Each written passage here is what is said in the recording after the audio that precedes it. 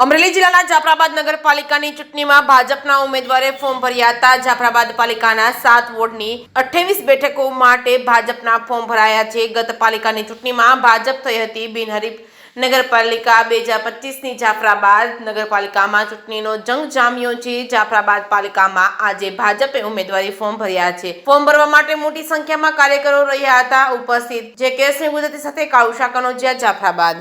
ચેતનભાઈ, આપ રાજુલા નગરપાલિકાના ચૂંટણી ઇન્ચાર્જ છે અને જાફરાબાદમાં પણ આપણે રહો છો, બરાબર? અને આજે જાફરાબાદ અને રાજુલામાંથી બંને જગ્યાએથી ફોર્મ ભરવાની પ્રક્રિયા થઈ છે, તો આપ શું તેના વિશે કહેશો? મારે આપને એક પત્રકારના માધ્યમથી આપને એ કહેવા માંગુ છું કે જાફરાબાદ નગરપાલિકાની અંદર ટોટલ 7 વોર્ડ છે અને 28 સભ્ય છે।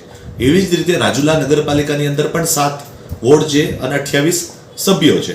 મને સંપૂર્ણ વિશ્વાસ છે કે જાફરાબાદમાં પણ 28માંથી 28 આવશે અને રાજુલામાં પણ 28માંથી 28 આવશે, કારણ કે દેશના વડાપ્રધાન ભારતીય જનતા પાર્ટીના હોય, ગુજરાતના મુખ્યમંત્રી ભૂપેન્દ્રભાઈ પટેલ ભારતીય જનતા પાર્ટીના હોય, જિલ્લાના સાંસદ ભરતભાઈ સુતરિયા પણ ભારતીય જનતા પાર્ટીના હોય અને વિસ્તારના ધારાસભ્ય હીરાભાઈ સોલંકી એ પણ ભારતીય જનતા પાર્ટીના હોય।